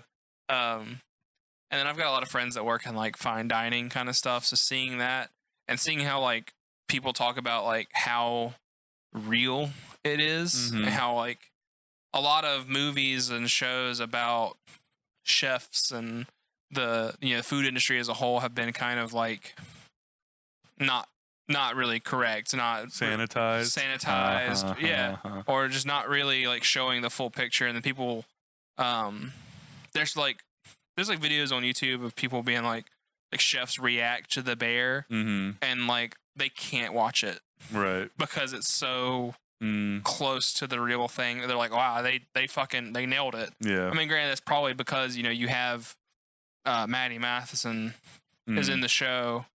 Yeah. But he's also like an executive producer. He's one of the people that like helped get the show running. He's a consultant for it. Yeah. So like, that dude's been in the business for however long. Yeah. He knows what it's really supposed to be like. So right, exactly. He can give that insight, which is sick. Hell yeah. Great show. Yeah. One of the better ones I saw this year. What's it on? It is on Hulu. A lot of these are on Hulu. Because they're FX shows. FX has really good shows, Yeah. Dude, you know how much of my monthly budget goes into freaking streaming services now? I'm telling you. It's worse than cable, man. I'm telling you, dude. I watched most of I still haven't seen like the last like 2 episodes. It's kind of funny. I've got a real bad habit of binging stuff. And then if I binge it before it's done, never coming back to it. I don't come back to it. So I watched most of Gen V, which is like the Boys spinoff show. Yeah. It's basically The Boys season 3.5. So, yeah. Because they say that the beginning of the new season of The Boys is going to take place after the end of Gen V. Mm-hmm. And kind of tie into it. Right. So that means it's required watching. It's required. Well, I mean, it's good. Right. Like if you like The Boys, you'll like Gen V. It's a good. At first, I was a little like weary of it because I'm like, The Boys is cool, but why am I gonna want to watch a show just like set in the universe about like college kids? I don't. Yeah. No. Right. Immediately you're in. Yeah. Because it's they know that like the premise sounds okay, but really you're more invested in like the real overgoing plot of the world. So it turns into the college has almost nothing to do with it. I mean, It has something to do with it, but you know what I mean? Yeah. Okay. Pretty good. Yeah. Sweet.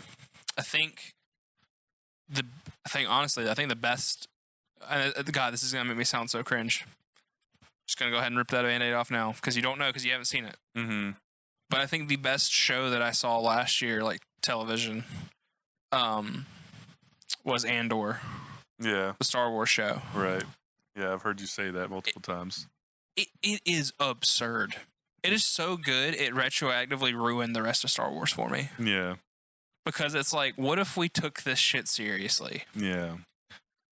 So I was weary of anything because I watched The Mandalorian.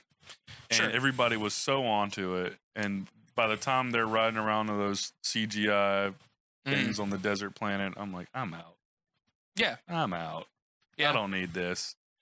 Well, so then I was just, because I've already been off Star Wars for so long. Yeah. And everybody, oh, Mandalorian, so good. Yeah.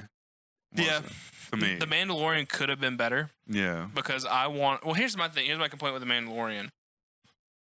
I wanted it to be what it was advertised to be, which was going to be a show about a random Mandalorian, basically just as like a random bounty hunter. Yeah. And like, I didn't want him to tie into the Jedi stuff. I didn't want it to tie into any of that.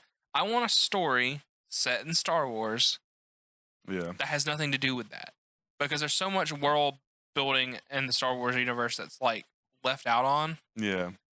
And you get like one episode of that. You get like the first episode of The Mandalorian where it's like, he's a guy doing cool stuff, being a bounty hunter, you know, doing, hunting down people. And then it immediately turns into the fucking Baby Yoda show. Yeah. And it's So my thing about Star Wars, and I totally stole this from Red Letter Media, but it's so shallow because there's so much lore in the universe, like extended universe. Yes. But on screen, you've basically got the original trilogy. Yep. Everything is based on that. Yep. So you can't have up until possibly Andor, you can't have a show that's just in the Star Wars universe because you have to have all the member berries. Exactly. Remember this? Remember this? Remember this? 100%. Remember this? But I'll tell you what, that is why Andor is so good. Yeah. Has almost none of those. Right. Almost nothing. Mm-hmm. The only like. Isn't it based on just like one of the main characters from Rogue One? Okay. Yeah. So, and that's the thing about it is like when it was being like advertised as like something coming out, like them talking about like, making it, it was like, yeah, we're gonna do a show based on Andor, and I'm like, why? Right. He's not even the most interesting character in Rogue One. Yeah. Why would I care? Yeah. So it's like there was like an original showrunner plan to do it, and then that person dropped, so they brought in Tony Gilroy. Mm-hmm. Tony Gilroy helped rewrite Rogue One, I believe. Okay. Or he was at least brought in to consult and helped with like because the whole story of how Rogue One was made is a whole shit show we could go into for another day. Yeah. It's very interesting though. Yeah. But Tony Gilroy was one of the guys brought in to consult, I think, and help finish it. Yeah. So when it came down to time for Andor, he was like the next guy, and like he recruited like a bunch of like really, just really good staff. Yeah. I think the guy that directed the first like 6 episodes worked on like Doctor Who and Sherlock and like a bunch of like BBC stuff. Yeah. So like, say what you will about it, production value of the BBC shows are always like pretty good. Oh yeah. and then Tony Gilroy, showrunner, helped write it with his brother. They did like I said, like Bourne movies. Yeah. Like a lot of like spy shit. And basically, like he wanted it to feel. Like wanted it to be about like the start of the revolution. Yeah. Like for the rebellion in Star Wars. So like you get to see like the show itself. I mean, about a character that like I'm not gonna say nobody cares about, but like nobody really asked for it. Yeah. So how do you make them care? And it's like that's what the show's basically about. It's like it starts off and Andor's just some like shithead. Yeah. And it's like, well, how do you get from being just some fucking shithead to somebody who's willing to, you know, spoilers for a movie fucking 10 years old now, spoilers for Rogue One. How do you, you know, go from being just some random like street urchin to dying for the cause? Right. For, you know, no fame or glory or nothing, knowing you're not going to get any of that. Just that's what we got to do. Yeah. You know? And yeah, it's awesome.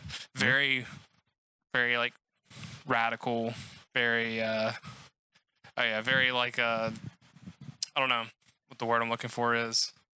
Like, there's like a character in there that like is basically writing like a manifesto at one point in like one episode. And they end up using that for like later in the show. It's so good. You would absolutely love it. Yeah, but then that means I gotta watch Star Wars again. I'm telling you, look. So my experience with it was like, I had little to no interest. Yeah. And then I heard the first few episodes were really good, and I was like, all right, sure. I waited until there was about like 6 episodes out, I think, because I heard how good it got from friends and then just people online. Being like, dude, this is peak. Like it's unbelievable. I'm like, is it really unbelievable? Yeah. Or are you the same people telling me the Obi-Wan Kenobi show was good? It was not. Right. You know what I mean? Yeah. And I finally started watching it, and I got like 2 episodes in, and I was like, I think this is the best that. Well, maybe not 2 episodes in, a couple episodes in, whatever I caught up with. Basically, I went from like, I think this is the best thing that Disney's done with these Disney streaming shows. I think this is probably the best one for sure. Yeah. And then like, I got like another episode in, and I go, actually, I think this is the best thing that Disney's done with Star Wars since they got it. Yeah. And then I got like another episode in, and I go, this might be better than the prequels. And then by like the last episode, I was like the prequels. Like, yeah, episodes 1, 2, 3. Phantom Menace, Attack of the Clones. Yeah, it's not a high bar to clear. Those are better than the Disney movies. Well, sure. Maybe. That's what I'm saying. Yeah. You know what I'm saying? Okay, I see. And then by the end of it, I was like, I think this is like as good as it's been since the original trilogy. And then I got like to the last episode, and I was like, I think this is just the best Star Wars has literally ever been. Right. I mean, sure. I'm not a... Crucify me. I'm not a Star Wars guy. I was when I was younger. You know? I definitely was when I was younger, but as an adult, I couldn't even care to watch them again. I don't know. Look, I'm not gonna lie to you. I was when Disney got the rights to Star Wars. I'm not to be like super corny, but like I'm pretty sure I like welled up, like teared up at like the trailer for Episode 7 when it came out. Because I was like, we're getting new Star Wars. Yeah. Monkey's paw curls. Yeah, you know, right. I had no idea what was to come, but now it just kind of sucks. Yeah. I'm trying to think if there's any other television that I watched this year. I think that's about really it. I didn't watch a whole lot. Last of Us? Was that this year? Yeah, Last of Us. That was last year. Yeah. Great show. Like best television or best video game adaptation? Probably like ever. Yeah, right. Like, I mean, I didn't think much of the casting at first, but then like, oh yeah, great, perfect. Especially like the further you go. Yeah. Yeah, the further we go into it. I mean, it was a no-brainer that Pedro Pascal was gonna do great in it, but like he does really good in it. Yeah. And then can't remember her name that plays Ellie. Bella Ramsey. That's it. Yep. Yeah, Bella Ramsey. She, I mean, kills it. I know people had their problems with her casting at first, but what's crazy about her casting is that she doesn't look like Ellie at all. She looks like Ashley Johnson's daughter. You know, really? Ashley Johnson. The actual, like it's crazy. Like they have a very similar like face. Like that's wild. Like, it's almost like that sort of flat, sort of like the wide cheekbone or whatever. You know that look. Yeah. Like Ashley Johnson is just like looks like Bella Ramsey when she's 30 or 40 or whatever it is. Yeah. You know? Well, like it's weird. Like. You know, because I watch Critical Role. But cringe. Actually, that's something I watched this year. All of Critical Role. Yeah, I binged. No, well, just Campaign 2. I'm not counting that as television or a movie. No, I'm just saying. I just 2023 was my year for Critical Role, baby. Loading a weapon at you, man. But no, yeah, she looks just like Ashley Johnson. It's crazy. But because Ashley Johnson plays her mom in the last episode. Yeah. But yeah, so she's the Ashley Johnson is Ellie. Yeah, that's what I'm saying. Yeah.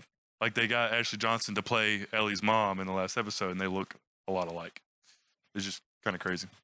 Cool little, it's pretty cool thing there. But I think there's no point in probably telling anybody that hears this if you have watched The Last of Us. There's no point talking about how good the Bill and Frank episode is because already. Yeah, perfect. It's maybe one of the singular best episodes of television I think I've ever seen. I think that's one of the first times I've like openly wept at television until Midnight Mass. Dude, it gets you. It's a tough watch. Yeah, like I'll cry at movies all the time, but like fucking TV's a high bar to clear for me. But they did great. It's a lot of TV for a podcast about movies. Yeah, well, small screen, big screen, silver screen. All the screens, man, they're all the same these days. Yeah, and just like some probably at this point, just some like cut through some honorable mentions. So, sure. By the time we're filming this part of the episode, Oscar season is upon us, and I happen to accidentally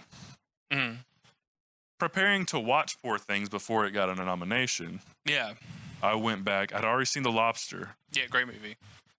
I believe that was the second movie. The Lobster? Or I'm sorry, chronologically. Lobster was after Killing of a Sacred Deer? I think it's the other way around. Oh, okay. I think Lobster was his first movie. Okay. Or not, it's not his first movie. Not his first movie. First mainstream, probably. Actually, I don't even know if it's his first like big one. Of the ones that people know, I think The Lobster was the first. I saw The Lobster, loved it, thought it was weird, crazy, funny, weird, bleak. Like, it's just every emotion. Yeah, it's almost like we've been recording all day. Don't talk about it. I'll talk about it. But no, so I watched The Lobster, and then you're like, you should check out Killing of a Sacred Deer. Yeah. Like, okay, well, I'm dying in bed, so check out Killing of a Sacred Deer. One of the most. It starts off feeling just like The Lobster. Yeah. Yeah. Where it's like the acting is so stiff and weird, and you're like, is this funny? Like. This is funny, right? And that's how The Lobster. Well, I thought going into when I first saw The Lobster way back when. Yeah. That I thought it was supposed to be a comedy. And it is funny. It is. But in like weird ways. Very weird ways. I think it's very bleak. Yeah. It's like the not the definition of like a black comedy. It is a black comedy for sure. Like, but it leans into the black part for sure. I'm about to say it's even more black than comedy, but like Yeah. I just think that the opening to Killing a Sacred Deer sets you up for one type of movie. Yes. Like this weird kid and this weird guy and their weird relationship, and then the way it ends. Great movie. Can't wait to watch Poor Things. Yeah, I hear nothing but fantastic stuff about it. If it's in the same vein and it's like same quality, but like I'm assuming even better because it's like 10 years removed almost from like those older movies. Well, and it's like the production value and stuff. Right, like, exactly. Like I've heard, and I hear this like in a good way, not a derogatory way, but people were like, it's like imagine if like Tim Burton made like movies for adults. Yeah, you know what I mean? Yeah. Like what if Tim Burton had the same like whimsy, but like for a somewhat like serious kind of movie. Yeah. And that's like what I hear about for Poor Things. And like watching the trailers. I'm going in completely blind, so I have no idea. I just know it's got Emma Stone in it. I know it's got Emma Stone in it, and I know that it's pretty explicit in some way, shape, or form. Okay. That's about it. Okay, so like preparing to watch Poor Things, unbeknownst that it was going to be an Oscar nod. Yeah. I watched Killing Sacred Deer. Great, cannot wait. We're going to do an Oscar episode before the Oscars. Yeah, before the Oscars, we'll catch up with all the nominees. We'll sort of probably just like rank. Yeah. We'll each do like a list of our favorite movies. Yeah, I would like to do before the Oscars. I would definitely like to do like after we've seen all the movies, what I think will win and what I want to win. Right, exactly. And I'll get down into some of the technicals. I'm not like too like I'm not qualified to like spoilers. It's just Oppenheimer all the way down. Oh yeah. Okay, go ahead. But yeah, I just think like I'm not like exactly the most well versed on some of the technical categories, but like no, I'm not I'm not gonna claim to be like a super big expert on like sound design. Yeah. I'll judge cinematography though all day for sure. I mean, I know what looks good to my eye. Yeah. But like, if I'm wrong about costume design or, set design, it is what it is. Weird anecdote to go on, but the craziest thing about costume design is like pretty mundane stuff to the eye can get nominated for it because of the detail that goes into it. Like for instance, like I think Oppenheimer got a nod for costume design, and it's like it's just a bunch of dudes in suits. Yeah. But they had that shit on though. Yeah. You know what I mean? had it's like they had like historically accurate suits to the time. Yeah. Shit. So. Yeah. So. Yeah. You also, speaking of Oscar noms, like what, yesterday? Yeah. Yesterday. You watched The Holdovers? Yeah, I watched The Holdovers. I'm gonna watch it, but I haven't yet. Yeah. I wish we could talk a little bit more in depth about it, but by the time we get to Oscar noms. So the thing about The Holdovers, great movie. Mm-hmm. I mean, if I want to talk about technicals, I got some gripes. Sure. The fact that it wasn't shot on film.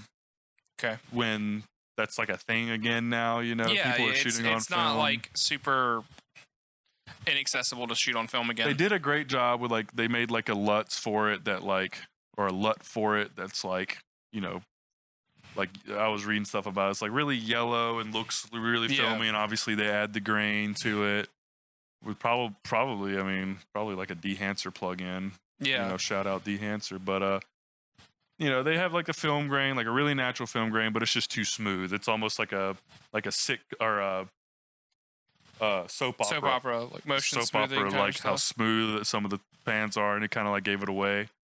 But still looks great, super warm, super well shot. Paul Giamatti, he's always been one of my favorite character actors. So for him to come on and be a lead and go do so well.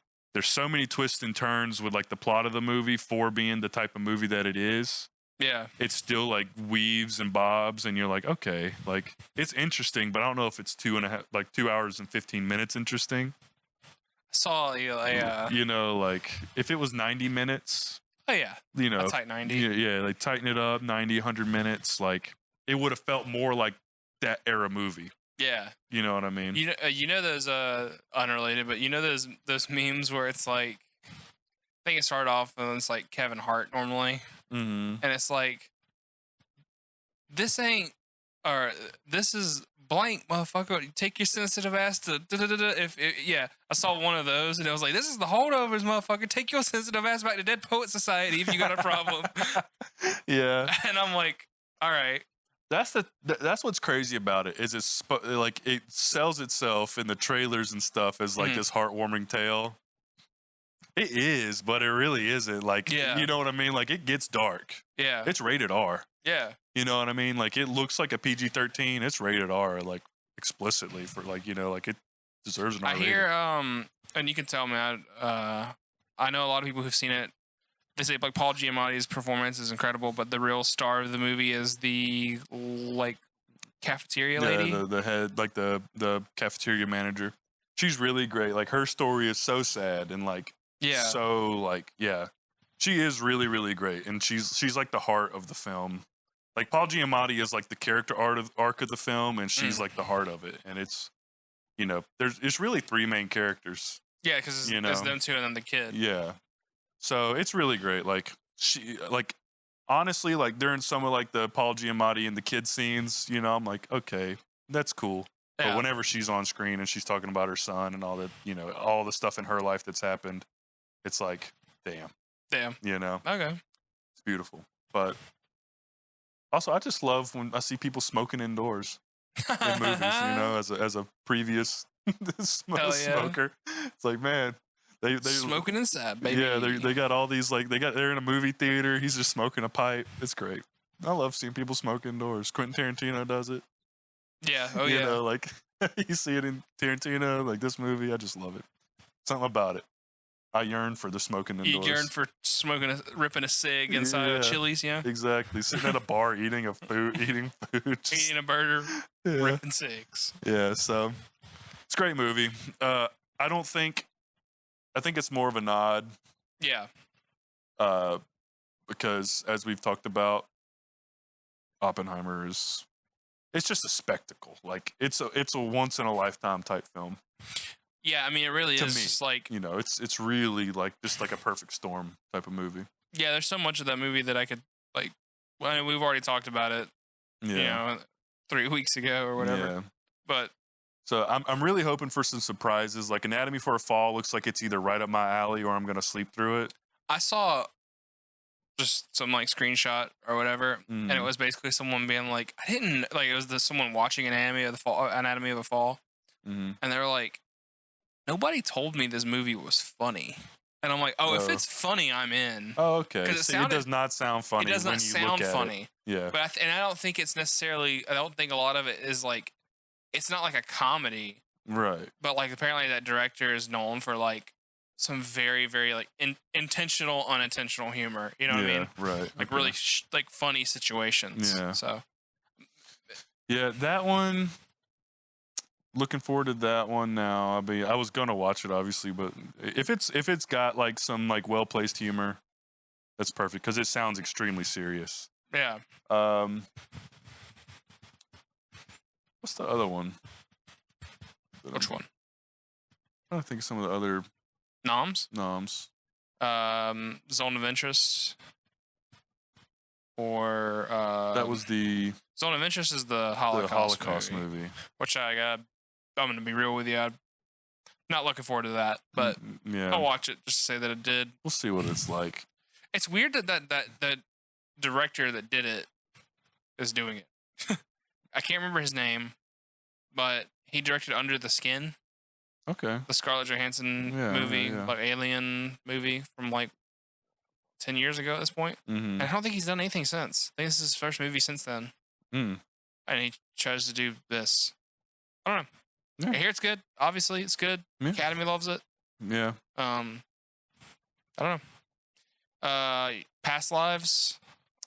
That's the one I was probably least interested in. Yeah, it's definitely not a Dylan kind of movie.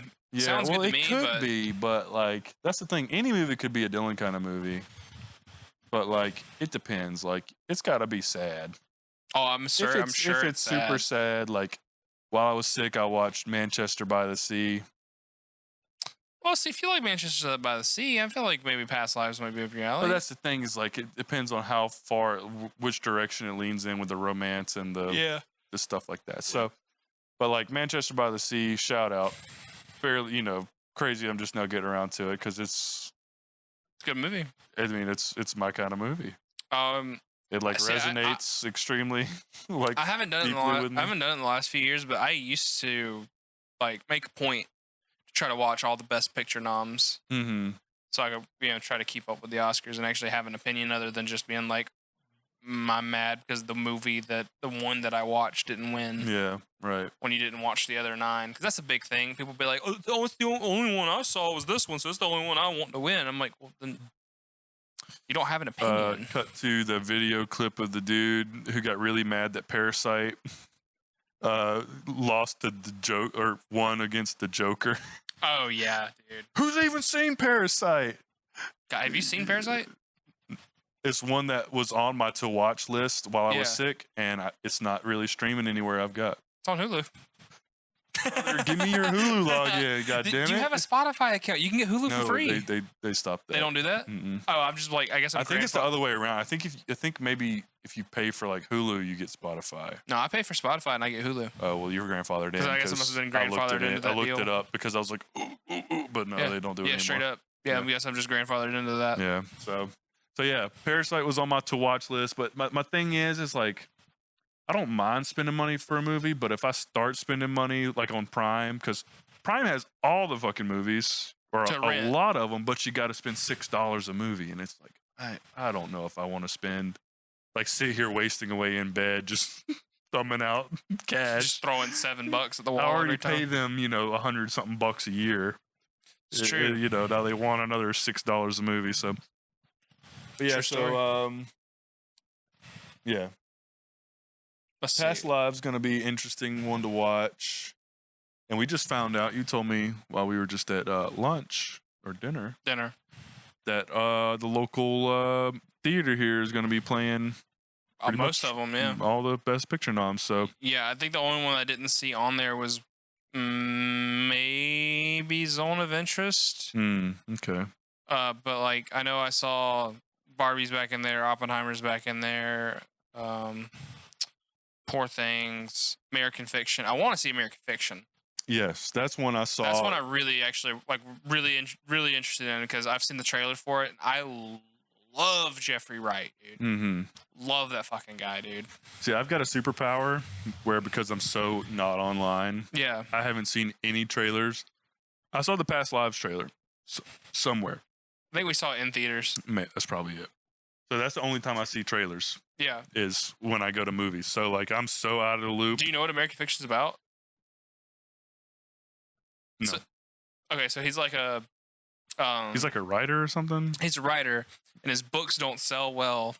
And basically he's just it's I guess it's like a commentary on like race and stuff. Sure, yeah. So basically he's like a very like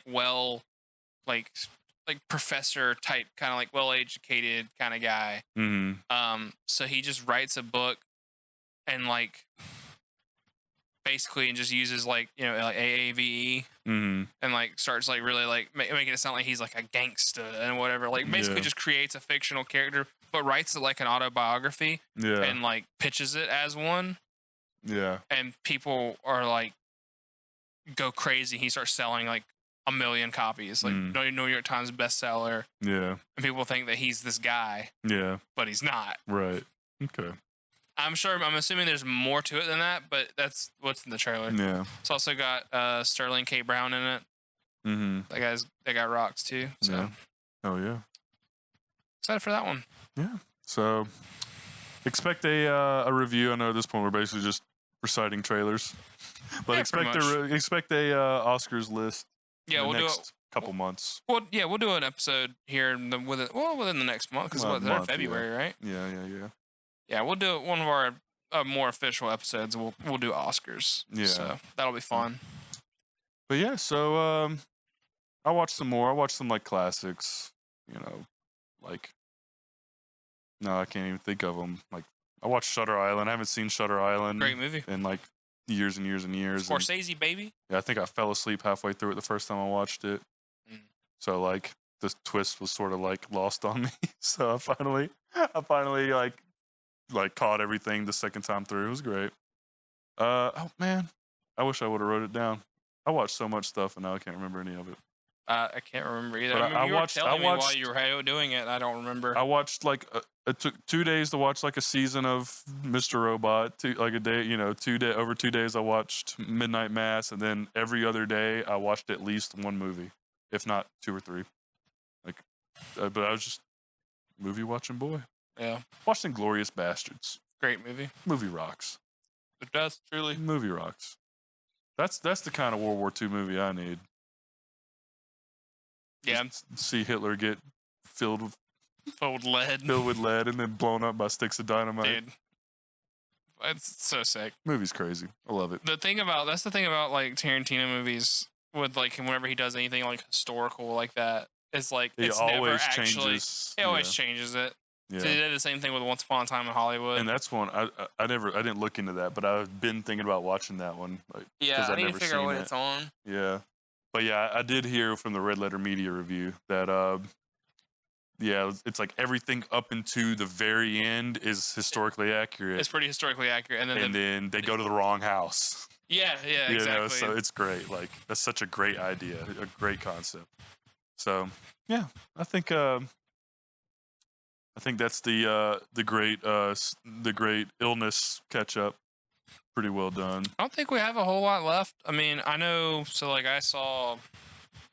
You're not really gonna care, probably. As far as like, I did want a quick shout out to. We saw the Spider-Verse sequel. And it was incredible. Oh, and I'm not gonna go into too much detail on that one. It was a good time. It's a great movie. Great movie. But I went and saw a little bit later this year. I'm a big Teenage Mutant Ninja Turtles fan, so I went and saw the new animated one. Yeah. Awesome. Yeah. It's so sick. Yeah. I really like the way that it's the same, like similar like art style, a little bit more rough around the edges. And then also I loved the voice cast was crazy. Post Malone is in it. Has a extremely funny bit the entire movie. Yeah. Paul Rudd's in it. It's Paul Rudd. I mean, he just can't miss. Yeah. And then like the main cast is like actual like kids, like actual teenagers. Yeah. So like they let them riff a lot and like talk like kids would. Yeah. Which is gonna make the movie age because they use a lot of like modern lingo in it. Like they say like Riz and stuff. Yeah. But as a movie, awesome approach. Yeah. I'd love to see you watch it because I think you'd have a good time. It's really funny. Yeah, I mean, I wouldn't be adverse to it. You know, I'm not a Teenage Mutant Ninja Turtle head, but you know, any good movie is worth it. You know, it's good. It's worth a watch. We need to talk about what. Well, I guess we don't need to, and this could be fleshed out into a whole video if we so choose. Sure. So we won't go too much into detail because I think we will wait for a later day, save it for a rainy day. But man, Marvel movies fucking suck now. Oh yeah. Oh dude, I can't remember the last Marvel movie I went to. We went and saw Guardians of the Galaxy 3. Right. Yeah. Which was. And awesome. It was the first movie in a long, but that's the first movie in a while. But it was the first one in a while that actually felt good. Yeah. I loved it. Right. Absolutely loved it. Sure. Yeah, it was great. Yeah, it was the best one by a lot. Yeah, and it was so crazy because like going into it, I'm like, man, I really hope this isn't another miss. Like, I hope that James Gunn brings the sauce. You know what I mean? Yeah. And he did. He did. That's a heart wrenching movie. Yeah. Over and over. And then the thing about that is you see it coming from 10,000 miles away. It doesn't make it hurt less. But the scene when the scene happens. Oh yeah, and it's honestly like it's kind of a cliche trope. Exactly. But it doesn't matter. But it works. It works. Yeah, you know it's coming, and you're like, oh, I'm not gonna work. I'm sitting there. I wonder what's gonna happen. I'm sitting there sucking back tears, like cutting onions over here. Don't do it, man. Don't do it. Yeah, it's crazy. Like that's the thing is like when you can foreshadow it, like when you can, you know. Oh yeah, I knew immediately. You know it's gonna happen, and you still. It still hits. Perfect. Yeah, it really did break like a dry spell for Marvel, which like I said, I would love to go back more into detail about that. Oh yeah, so we can do like a whole. We'll save that. Yeah. We'll pin that for a whole episode. We can play. We can damn near play a game about like guess the box office on some of these fucking movies. You don't play that game with me, big dog. I'll probably be too accurate at it. Well, I'm just saying, like some of these movies are probably like the Marvels or whatever. Oh. All these crap. I can't wait for that to be on Disney Plus so I can watch it one time and delete it from my brain. Yeah. My thing about that movie is I feel bad because I really like Brie Larson? Yes. Big Brie Larson would be very upset with two more white male Criticizing her? Yeah, criticizing her. So I mean, I don't think she's like. I don't get the hate. I don't. For Brie Larson. Yeah. She's okay. fine. Yeah, she's okay. I like her in some roles. I don't understand the hate for her before, like, she came out on the high horse and was like, white men should not be reviewing movies or whatever. Yeah, that was a little weird. Which we're not really movie reviewers. We're just two idiots talking into a microphone. But I guess that counts. It counts. Maybe. Put that on my resume. We're adding to the discourse, Dylan. Yeah. But no, is she Indian, Pakistani? What's the other Marvel? Oh, the young Miss Marvel, Aman Vellani, I think. Yeah, I don't want to. She's great. Yeah. Yeah, she's great. Miss Marvel show is terrific. That's what I'm saying. I didn't see the show, but I saw like clips of the show, and I was like, that looks really fun. Well, I say it's terrific. It's terrific for what it is. She does a great job in it. Yeah, that's what I'm saying. She looks great in it. And then, so I was like, I saw the Marvels. I was like, if there's any part of the movie that's going to be good, it's not going to be Brie Larson acting very tired in her 12th Marvel movie. Yeah. It's going to be the young kid running around having a good time. Having a great time. Excited to be there. Exactly. So that's the only thing I will say about the Marvels. The whole thing about her is like, what about Aman is she's so, she cares so much. Like in real life. Yeah. She's a big like Marvel stan and like was literally used to lurk the Reddits. Like she had an account on like Marvel Studio spoilers. Yeah. Like keeping up with like plot leaks and stuff. Yeah. And then got hired by Marvel to be Miss Marvel. And then I think she actually just started helping write the comics, which is kind of cool. Oh yeah. I don't know if she's good at it, but she's doing it, which is sick. For her. But yeah, we'll definitely spin this off probably and talk about Marvel. We could do a whole MCU video for sure. Yeah. That is another show I did watch though. Was Loki season 2. Sure. I tried to keep up with. I say that I tried to keep up with the Marvel shows, but like I straight up watched an episode of Secret Invasion and went, "Man, I'm good." Yeah. I knew immediately this is not for me. Right. I'm burned out. Yeah, but yeah, we can definitely go into detail. Sorry, we can. I don't talk out of this part. Yeah, I'm about to say you. Hey, your boy's cooked over here. I'm not cooked, brother. You're good. I'm good. I had a cup of coffee. I made a fresh pot of coffee. Does anybody want some? But yeah. So we got some more to talk about. In general. In the future, we could talk. We've literally been talking for 3 weeks. Yeah. No, we've got a lot to talk about, but we'll cut it here. And we'll get into the proper episode number 1. Shortly after this. Yeah. And then stay tuned. Yeah. This was still part of our episode 0 series 0.2. 0.2. And then we'll do episode 1 here soon.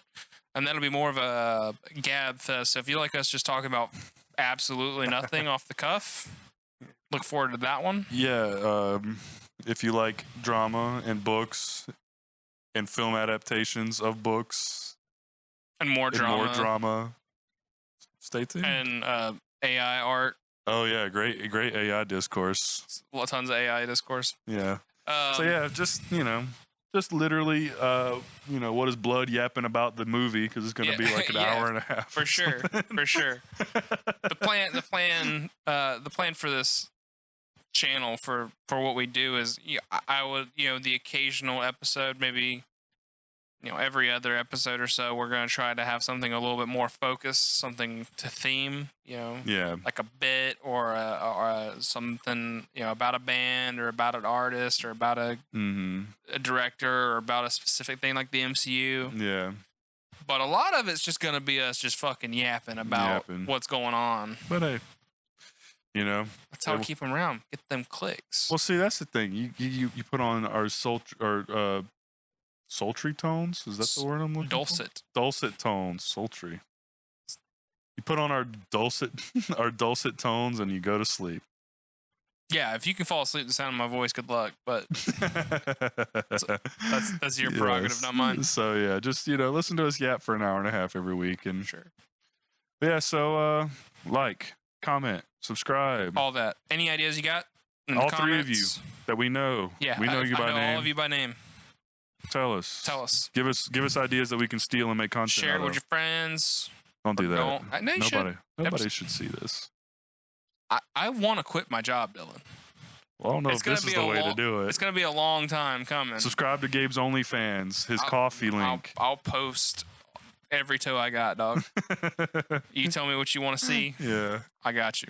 Yeah, we got the bunions and all. So. Oh, yeah. Anyway. Peace.